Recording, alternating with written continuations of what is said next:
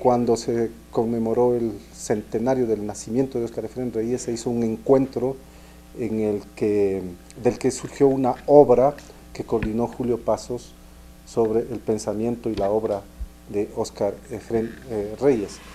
Contaré como anécdota que he perdido la cuenta de cuántos años atrás. En la Casa de la Cultura se hizo un concurso de historias locales y fui parte del jurado. No recuerdo, creo que estaba Jorge Núñez, no recuerdo bien quiénes eran los que estuvimos allí. Y hubo una obra muy interesante que se titulaba Baños de Agua Santa. Como todo era en sobre cerrado, no podíamos saber quiénes eran los autores. Y esa obra nos gustó a todos. Y cuando abrimos el sobre, se trataba de la obra de Óscar Efrén Reyes, Baños de Agua Santa. Y claro, era tan bien escrita que solamente podía ser escrita por él, por Óscar. Y ya había fallecido, de tal manera que fue un premio post-mortem que lo acogió la fundación. Y fue muy grato pues conocer ese trabajo. Cuando yo fui estudiante de escuela, yo estuve en la escuela Espejo, y en quinto y sexto grado nos daban historia del Ecuador.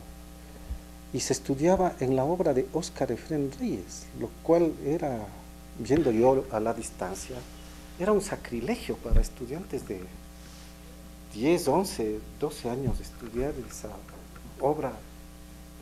No recuerdo nada. ¿Qué sería de esa obra? Pero además, en el colegio, otra vez volvíamos sobre la historia del Ecuador y estudiábamos sobre la base del libro de Óscar Efrén Reyes. Entonces me quedó más grabado. Por mi oficio de historiador, cuando ya leí en serio la obra de Óscar Efrén Reyes, esos 2 tomos que fueron publicados, que antes eran uno solo grueso, los 2 tomos de la historia de la República de Óscar Efrén Reyes, eran sustanciales para la vida nacional, porque eran escritos con mucha objetividad y además desde una perspectiva laica, que era lo importante, porque si bien existía ya también la obra de Alfredo Pareja Díez Canseco, Historia de la República, prácticamente las otras obras eran de conservadores, y casi siempre se utilizaba la obra del arzobispo González Suárez, que no topa la época republicana, porque él prácticamente se limita a la colonia. Y entonces los escasos trabajos que había eran más bien de, insisto en ello, historiadores más bien conservadores.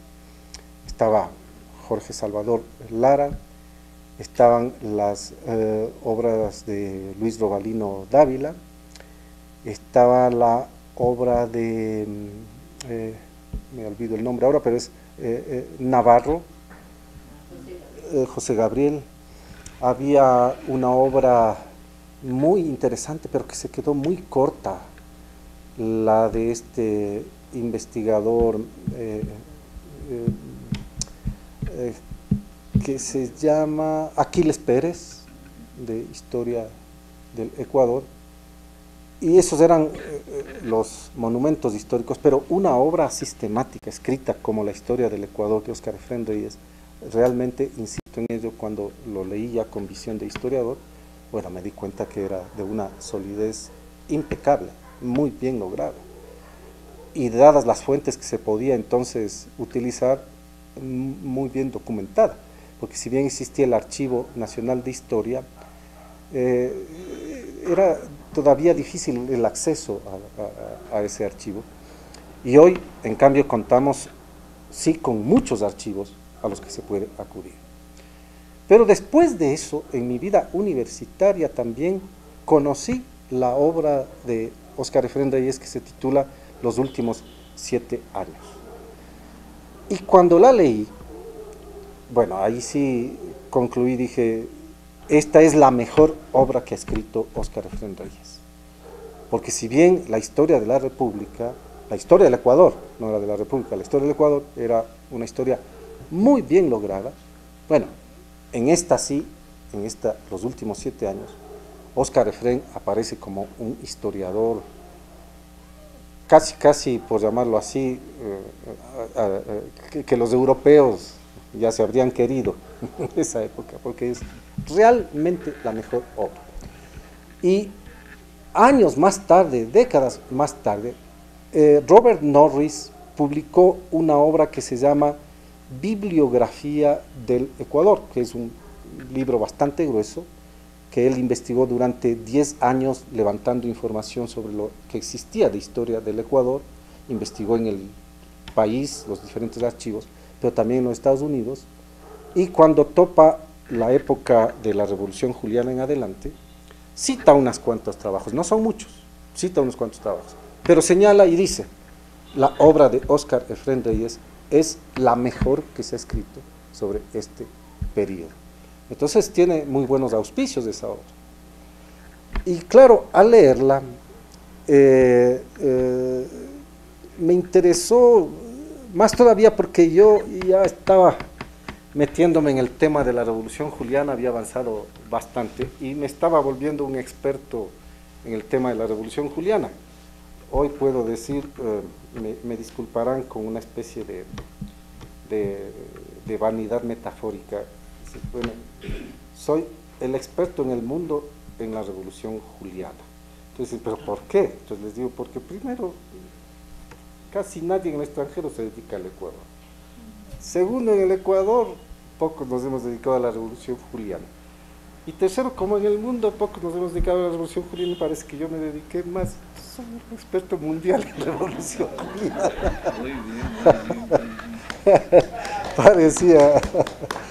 Parecía así el asunto, pero entonces la obra de Óscar Efrén Reyes me atrajo mucho más porque, insisto en ello, también yo estaba ya dedicando mi actividad a investigar mucho sobre la Revolución Juliana. Y resulta que la obra de Óscar Efrén Reyes es además un testimonio de lo que él ya vivió en esa época. A veces se dice que los historiadores, eso es el tipo de la historia tipo Ranke, deberían pasar 50 años para comenzar a escribir la historia con objetividad. Eso no es cierto. Entonces, Óscar Efrén Reyes escribió una historia sobre la base de lo que él había vivido y además investigado, porque cita una cantidad de fuentes. Y entonces, al ser una historia testimonial, daba cuenta además de cómo se sentía el país de entonces. Más o menos como tratar de escribir ahora sobre la Revolución Juliana. En unos se generan pasiones anti, en otros se generan pasiones por. Es difícil el intermedio y es difícil captar la objetividad plena. Pero él hace una obra muy objetiva de ese mismo momento, viviendo él el mismo momento, una obra muy objetiva, muy imparcial. No se apasiona, pero va relatando una serie de hechos. ¿Cuál es el periodo que está abordando? Desde la Revolución Juliana, 1925, los últimos 7 años, 1931. 32, 33, algo nombra, pero allí termina la obra. Y anuncia y dice que va a publicar, que está preparando los siguientes 7 años, o por lo menos algo más de esa historia. A Marta le pregunté varias veces, y la última vez que la encontré también le dije, finalmente no encontraron nada. Me dice, no, definitivamente ya no escribió ese segundo tomo que ofrecí. Lástima, porque habría sido muy interesante también saber cómo Óscar Efrén Reyes vio la época 1931-1948. En 17 años hubo 20 gobiernos en el Ecuador, es la época más crítica del país. Y hubo gobiernos de 3 días, y gobierno de 1 semana, y gobierno de 1 mes. Entonces, era una situación de tremenda conflictividad política y de gobernabilidad. Pero nos quedamos entre 1925 y por tanto 1931, 32, los últimos 7 años. Desde la Revolución Juliana, ¿a qué se refiere la Revolución Juliana? 9 de julio de 1925.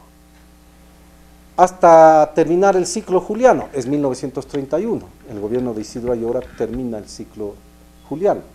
Después de él viene la presidencia de Alfredo Baquerizo Moreno hasta el 32 y desde el 33 en adelante sí, el caos que les había indicado.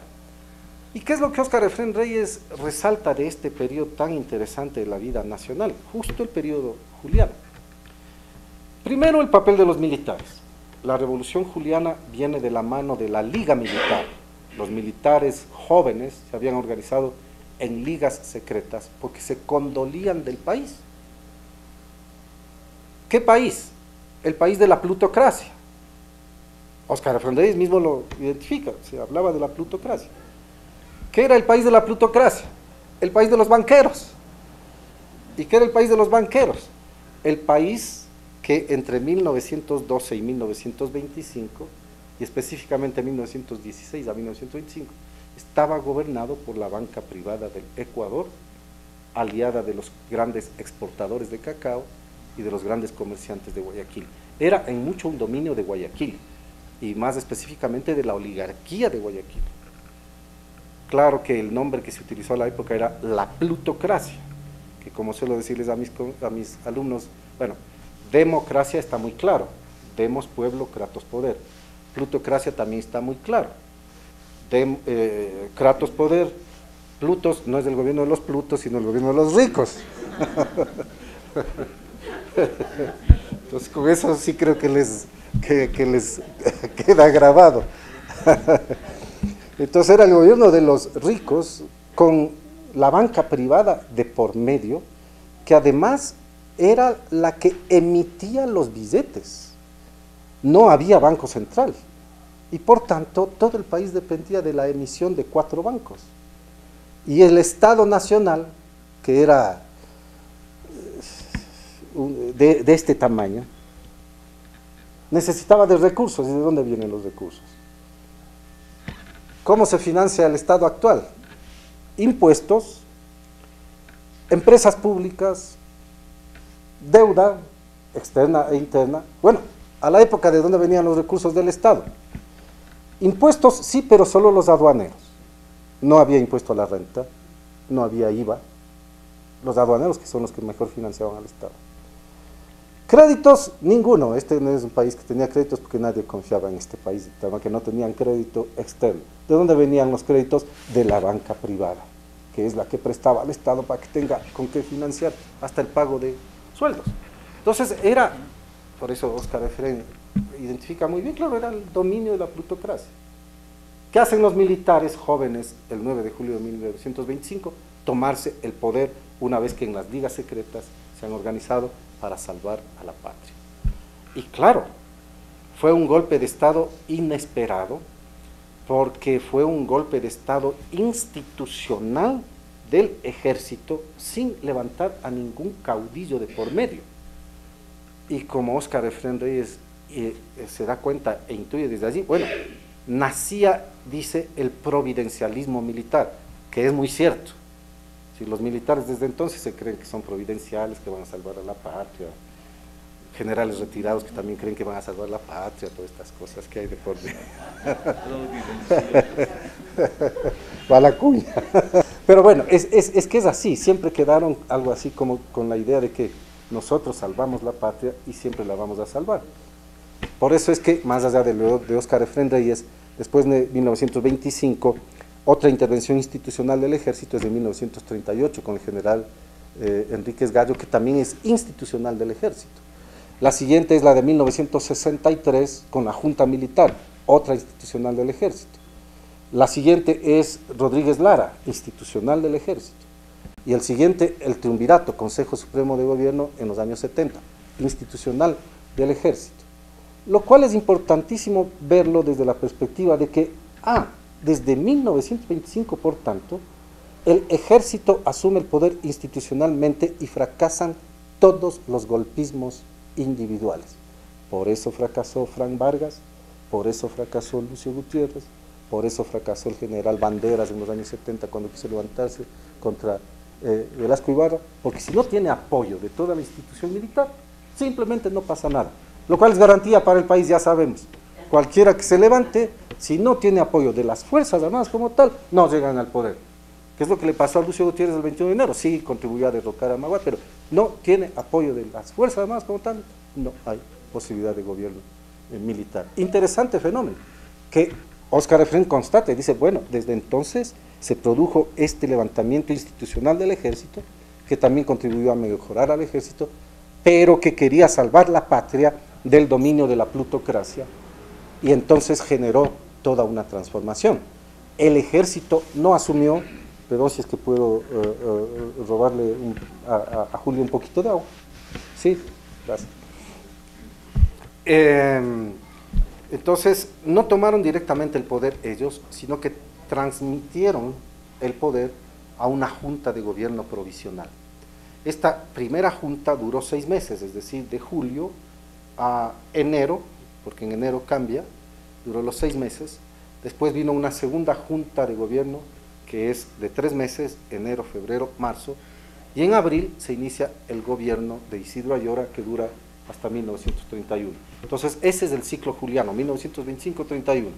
Primera junta 6 meses, segunda junta 3 meses, e Isidro Ayora los siguientes 5 años. Muchas gracias.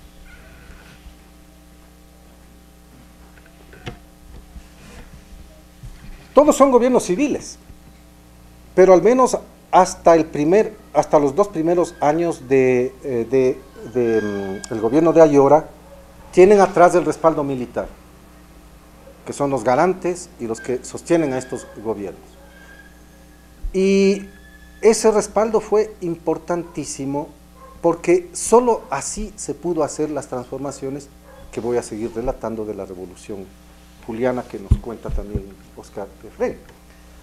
Porque justamente en el año 1928, todavía estamos en el gobierno de Ayora, cuando ya se convoca elecciones, asamblea constituyente, y en la asamblea constituyente se dicta la Constitución de 1929, bueno, pasamos a una fase en que el gobierno sin tutela militar y ya sujeta a los, como pueden comprender todos, y ahora sí al juego político de los políticos, porque ya entramos a la asamblea constituyente, ya se activan los partidos, estamos en plenos procesos electorales.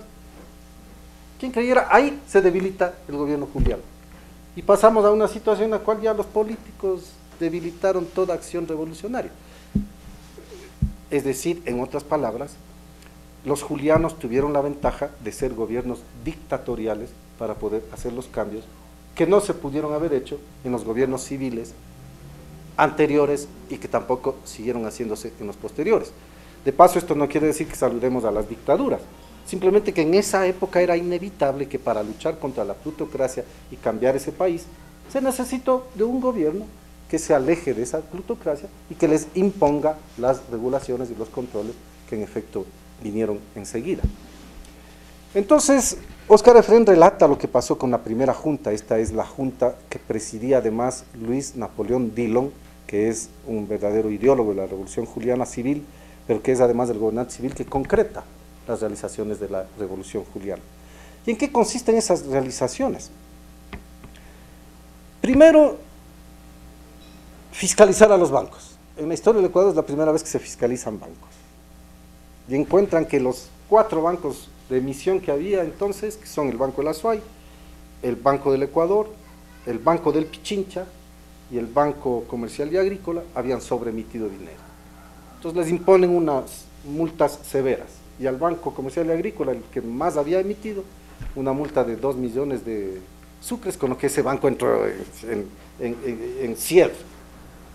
Y al Banco del Pichincha una multa de 50.000 sucres, que era fuertísimo en una época en que los maestros ganaban 10 sucres al mes, ya pueden imaginar lo que era eso. Entonces es terrible una multa así. Hay un investigador que publicó un libro hace algunos años que dice, pero el banco se desquitó. ¿Cómo? Cuando ya se fundó el Banco Central, el primer edificio del Banco Central es el que está en la calle García Moreno y Sucre, en la esquina, que era el edificio del Banco del Pichincha. Y dice, el Banco del Pichincha vendió al Banco Central ese edificio y le vendió en 57.000 sucres, con lo cual se desquitó de la antigua multa, les vendió y con yapa. Y es cierto, porque entonces desde ahí funcionaba el Banco Central en ese lindo edificio que era inicialmente del Banco del Pichincha. Bueno, volvamos al relato. Entonces, esta primera junta, ante todo, fiscaliza bancos. Y sobre esa base se propone crear un banco central. La idea de creación de un banco central es recibida en Guayaquil y por los banqueros de la época como una declaratoria de guerra. En Guayaquil se paralizaron actividades. Diario El Telégrafo, que entonces era el diario guayaquileño por excelencia privado, sacaba planas enteras de ataques al enemigo de Guayaquil, Luis Napoleón Dillon, y finalmente argumentaban que el oro de la costa se quieren llevar los serranos. Así, los serranos. Y se dicta, lo peor, lo más grave es que se dicta el decreto de creación del Banco Central el 9 de octubre de 1925. ¿Qué fecha?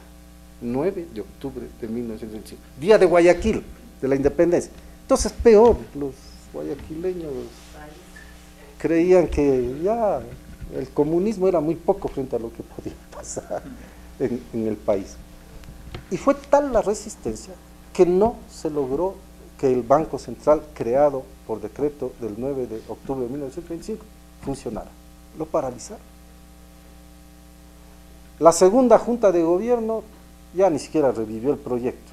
Se dedicó a unas conferencias bancarias en que los banqueros lo único que hicieron es prolongar todo el tiempo cualquier decisión.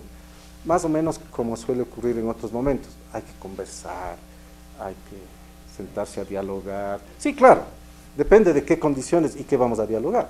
Entonces, en esa época el diálogo fue paralizar el Banco Central y cualquier medida contra nosotros los banqueros.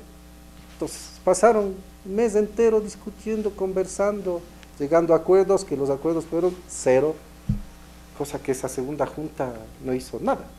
Tuvo que venir el gobierno de Ayora, y entonces Ayora revive el proyecto de traer a la misión Kemmerer. Esta es una misión norteamericana, presidida por este famoso economista de la época, Edwin Walter Kemmerer, que viajaba por toda América creando bancos centrales al estilo del Federal Reserve de los Estados Unidos, es decir, del Banco Central de los Estados Unidos, creado en 1913. Entonces, Ayora, con el concurso de la misión Kemmerer, crea el 10 de agosto de 1927 el Banco Central del Ecuador. Ya los banqueros ya no pudieron decir nada, porque además, como ellos también querían que venga Kemmerer, porque creían que con Kemmerer les iba a ir bien, les faltaba información, creo yo, les faltaba ser, como se dice en los ambientes juveniles, les faltaba hacer pilas para darse cuenta que si venía Kemmerer era para crear un banco central al estilo norteamericano. Entonces se creó el Banco Central y se acabó esa época de dominio bancario privado de la plutocracia. Con ese banco se acabó parte del poder de esos bancos, porque ya nunca más pudieron emitir dinero. Desde entonces el Banco Central del Ecuador, 1927, es el único banco que emite dinero nacional. Yo en un artículo hace algunos años atrás, exactamente en el año 2000, cuando hubo la dolarización, yo sostuve en un artículo y dije, la dolarización mató al Banco Central nacido de la Revolución Juliana. Este Banco Central es cualquier otra cosa, pero ya no es el de la Revolución Juliana. Lleva el mismo nombre, pero ya no emite dinero. Le quitaron la principal función a ese banco. ¿Qué repercusiones tiene eso? Bueno, eso es para otra charla de otro momento. Pero ahora, esa es la creación del Banco Central. Y no solo eso, sino que además del Banco Central, se creó una institución que no había existido tampoco, la Superintendencia de Bancos. Antes de la época de Alfredo Baquerizo Moreno, 1916 al 20, sí, 12-16, se había creado una persona que se llamaba controlador, algo así, de bancos, que era una especie de superintendente. Nunca funcionó, por eso llegaron Kemmerer y dijeron, sí, ese no sirve para nada, nunca ha funcionado. Tenemos que crear la superintendencia. Crearon la superintendencia. Y crearon la Contraloría General de la Nación para que controle el uso de los fondos públicos. ¿Cómo habrá sido el país antes de tener una Contraloría? Si hoy con Contraloría y todo ocurren maravillas, pero ¿qué habría pasado en el Ecuador sin la Contraloría? Y aún así, bueno, tenemos que seguir con la Contraloría, claro, hay que fortalecer. Bien.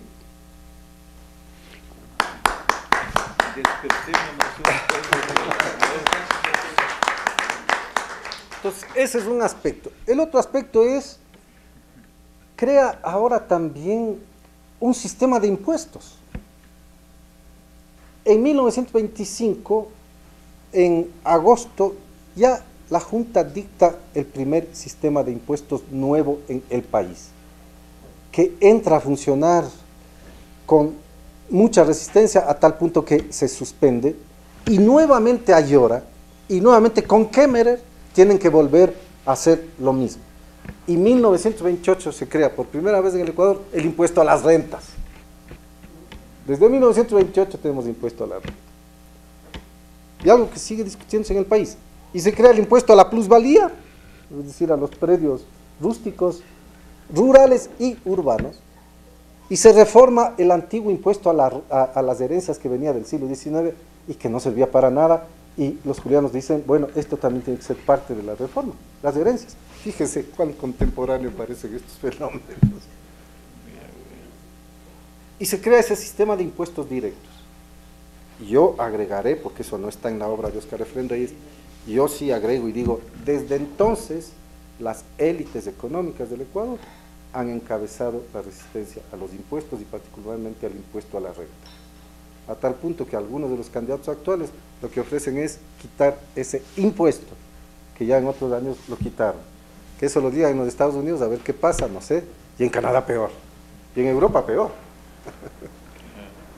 Peor, porque mantiene ese impuesto, es uno de los que mantiene el sistema de seguridad social, etcétera, etcétera, del sistema europeo. Bien, entonces crearon ese sistema. Y una tercera cosa que hicieron los julianos es el nuevo esquema de tratamiento al trabajo, a las relaciones laborales, a la población en general. Cierto es que con Alfaro habíamos avanzado y bastante, educación laica, ferrocarril para integrar el país, asistencia pública, leyes para fomentar el emprendimiento libre, dos constituciones, la de 1897 y la de 1906, que adelantaron todos los derechos individuales, 3 decretos para que cambie la modalidad del trabajo en las haciendas de la costa y la sierra y que los campesinos se vuelvan trabajadores asalariados. Sin embargo, con Alfaro no hubo nada más. Entonces vienen los julianos y con ellos vienen algunas cosas muy interesantes y nuevas. 1, creación del Ministerio de Previsión Social y Trabajo. 2, creación de la Caja del Seguro. Y 3, con Isidro Ayora, creación de la Dirección Nacional de Salud, más las direcciones provinciales de salud. Claro, él era médico, y entonces su gran preocupación fue la salud. Y de esa manera los julianos entonces introducen la preocupación del Estado sobre la situación social de los trabajadores y la población pobre del país. O en otras palabras, los julianos por primera vez en nuestra historia institucionalizan en el Estado la cuestión social, la preocupación social.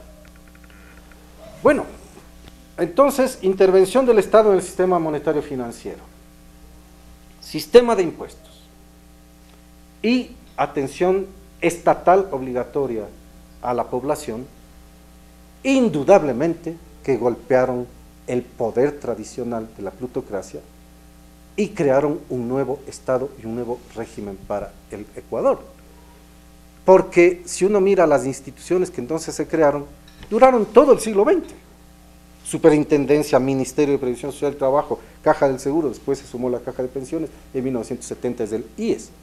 Y me estoy olvidando, y las leyes laborales que en 1928 dicta Isidro Ayora, que son la ley de contrato individual, no existía, aunque en 1916 se estableció la jornada de 8 horas se le venía incumpliendo, los julianos la hicieron cumplir, pero no había contratos individuales.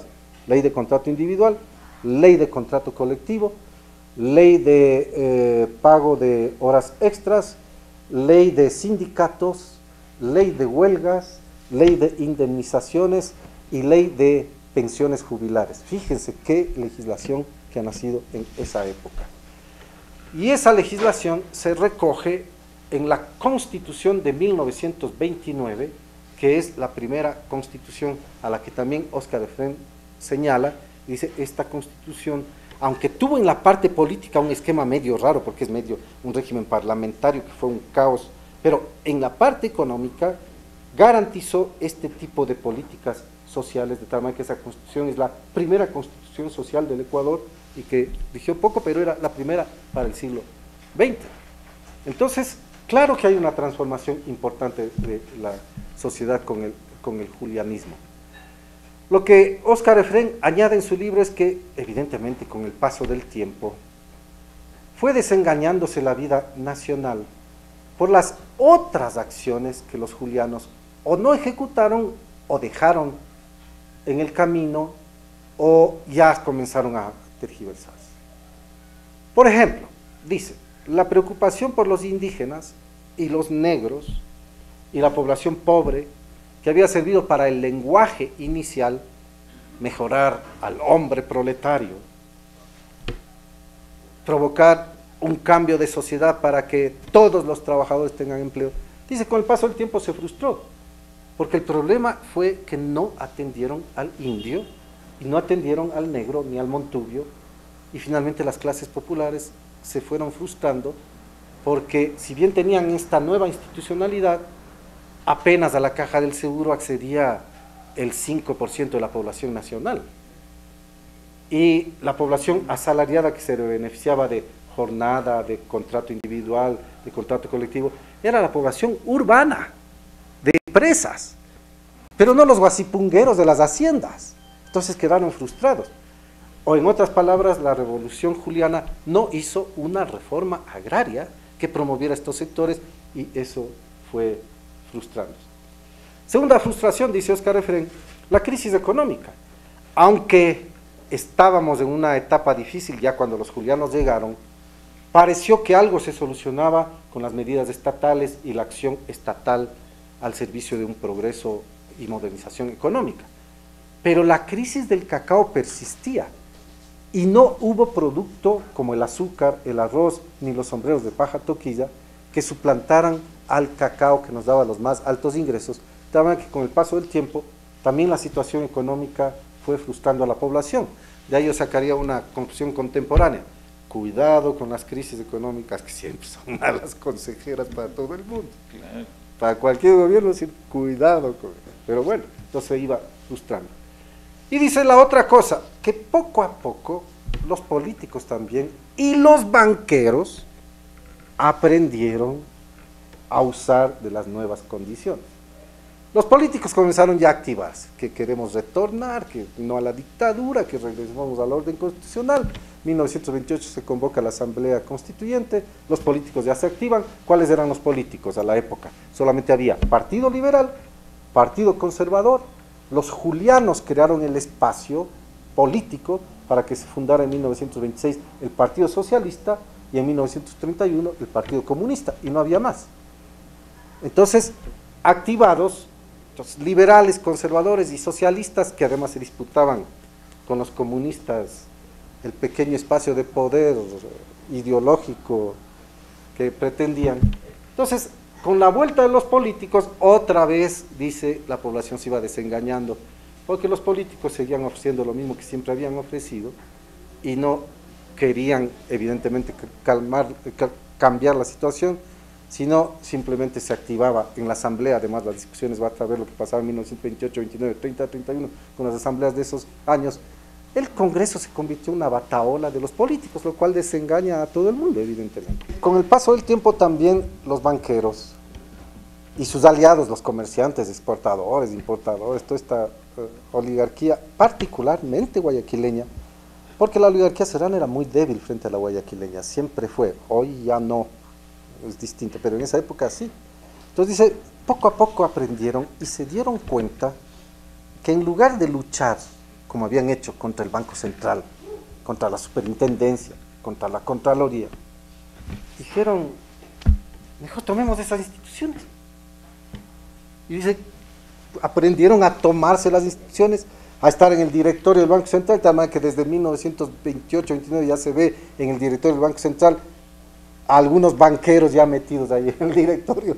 Entonces dice, claro, con eso ya también las propias instituciones julianas se veían funcionalizadas al servicio de los viejos intereses, y que también la gente veía y decía, no, ya otra vez están retornando los banqueros, y va frustrando así la situación de la Revolución Juliana. Y por eso el último año de Ayora, que es un año débil, finalmente Ayora tiene que renunciar porque le obligan a renunciar. Ya las fuerzas del poder que han revivido tanto político como económico, poco van forzando para que este gobernante Ayora renuncie en agosto de 1931, y casi de inmediato está llegando al poder un viejo político, Alfredo Baquerizo Moreno, representante de la vieja oligarquía plutocrática y representante ahora de ese viejo poder que se restaura. Y por ello, desde 1931 al 48, es como una lucha entre los restaurados, más los que les quieren quitar, más los que están desengañados, más los que quieren generar otra política. Eso explica por qué en 17 años hay 20 gobiernos, hasta que llega Galo Plaza en 1948 y estabiliza la situación. Entonces, interesantísimo el relato de Óscar Efrén Reyes. Yo le he puesto su pequeño sabor para que un poco que hagan en cuenta ustedes de la actualidad también, que a veces parece que uno está viviendo en la actualidad parecidas cosas que es pasado. Y ya alejándome un poquito de Óscar Efrén Reyes, yo en algunos otros escritos digo, si bien el presidente Correa reivindica a Eloy Alfaro, en realidad debería reivindicar a la época juliana, que es la que introdujo la participación del Estado en la economía, que es la que introdujo un sistema de impuestos directos, y que es la que introdujo la atención del Estado obligatoriamente a la población más postergada. Esas tres variables que forman parte de la historia nacional desde esa época, y que son, si es que somos objetivos y vemos con claridad, no con las pasiones que nos despiertan todos los procesos, pero si uno observa con suficiente distancia, dice, claro, son los tres ejes de un tipo de modelo económico distinto: que el Estado regule la economía, que el Estado ponga impuestos y que el Estado atienda a la situación social y de los trabajadores. Distinto a decir que el Estado no intervenga, que el Estado nos deje en nuestros negocios, que no nos cobren impuestos y que cuidado, que el trabajo mejor nosotros mismos lo arreglamos con flexibilidad y con precarización. Entonces, ahí mismo ya se ve la diferencia entre dos modelos. Y por eso es que Óscar Efrén Reyes sí llega a relatar cómo ya para 1931-32 las antiguas fuerzas están recuperando el poder. Claro, ya no sigue él el relato, pero uno podría decir desde 1931-32 en adelante se ve esa dialéctica entre un modelo un poquito más estatal y más social, y un modelo que más bien quiere ser más abierto, más empresarial, más de negocio, y en esa dialéctica estamos hasta este momento, y eso es lo que un poco yo veo que se puede jugar hacia futuro. No quiero hacer ninguna propaganda, simplemente digo, hay que observar así, se ve desde otro ángulo. Y volviendo finalmente a la obra de Óscar Efrén Reyes, entonces, él además pinta una serie de cosas que se me escapan de desarrollar, pero pinta el cambio cultural que hubo. El cambio cultural era importantísimo. Por primera vez las masas presentes, por primera vez los trabajadores actuando, por primera vez la idea de que la sociedad tiene que cambiar, de que no puede ser esto un país de dominio de simplemente los ricos y banqueros y comerciantes, sino que tiene que ser atendida a la población.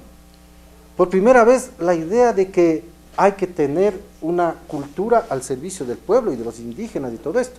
Por aquella época están escribiendo Pío Jaramillo Alvarado, el indio ecuatoriano. Por aquella época están médicos como como es Suárez, se me va Pablo Arturo Suárez, están intelectuales socialistas como Ricardo Paredes, están intelectuales nuevos y artistas nuevos que están creciendo y que en la década de los 30 enseguida se les ve, como Guayasamí y Kingman. También la cultura está emergiendo de una manera distinta. La filosofía está cultivándose ya de otra manera. Desde Espinosa Tamayo, que escribe el primer libro de sociología del Ecuador, que se llama Ensayos filosóficos, una cosa así, pero que es la primera sociología que teníamos. Está cambiando el Ecuador, hay una nueva mentalidad. Y aunque no topa Óscar Efrén Reyes, pero pensemos el año 1933, cuando ya aparece incluso Velasco Ibarra como una figura que va a llenar 40 años de nuestra vida distinta. Entonces, realmente con la Revolución Juliana, con los últimos 7 años, con los 7 años que vivió Óscar Efrén Reyes, claro, lo que está experimentando es que está pasando en el país un cambio interesante de civilización, de historia. Nos estamos entrando ya a un verdadero siglo XX, que además, viéndolo desde otro ámbito mundial, está conectado con fenómenos interesantes, porque justo en esta época Ecuador transita de Europa hacia los Estados Unidos. Ha ocurrido la Primera Guerra Mundial 1914-18, que provocará cambios en la mente del mundo, y ha ocurrido la Revolución Rusa de 1917, que también provocará cambios en la mente del mundo. Entonces, por eso es que la Revolución Juliana y los gobiernos julianos se ubican un poquito más a la izquierda de lo que uno cree. Están en ese tipo de influencia social, que es lo que llega a captar Óscar Efrén. Eso en la parte cultural. Y en la parte educativa, también, por ejemplo, recuerdo unos 2 datos que tiene él, de cómo la educación también cambió por la preocupación por la reforma educativa. Todos creo que vivimos, al menos los que tenemos ya cierta edad, los que son más jóvenes, no lo experimentaron. Vivimos las 3 especializaciones del bachillerato: físico, matemáticos, químico, biólogos y sociales. Eso nació en la época de la Revolución Juliana y se mantuvo largo tiempo. Y el refuerzo de la educación universitaria también fue obra de la Revolución Juliana en términos de crear un primer sistema de becas. Bueno, Alfaro ya tuvo. Yo no sé si Óscar Efrén fue beneficiario de Alfaro en beca o no. Eso sí no está claro para mí. De la primera misión alemana.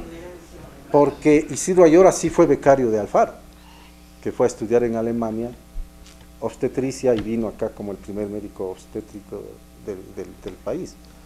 Entonces, Alfaro sí tenía un sistema de becas y Óscar Efrén entonces se benefició de la misión alemana, que llega al país en 1917 y también crea el primer colegio alemán, y por eso está celebrando el colegio alemán los 100 años de vida, 1917-2017.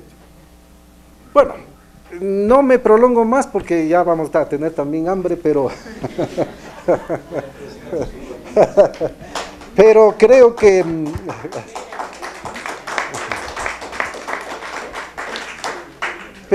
que para ustedes, los miembros, los parientes, la familia de la fundación, debe ser muy interesante participar en los lugares donde visitan, en otros sitios, con ese orgullo que yo también siento, soy sincero en ello, que yo también siento ese orgullo de decir, bueno, teníamos en Óscar Efrén Reyes un intelectual de una sagacidad muy interesante, que supo incluso aquilatar con su testimonio un cambio de época que se estaba dando en esos últimos 7 años que él pinta, y que naturalmente al leerlo, porque es además un libro corto que uno lo puede leer más o menos rápidamente, uno se deleita por la cantidad incluso de datos que va poniendo y por la forma de redactar tan fácil que tiene para hacer entender cosas complejas, porque no es, si es que me graban esto me han de acusar de algo, no es un lenguaje flaxoniano, sino un lenguaje de historiador.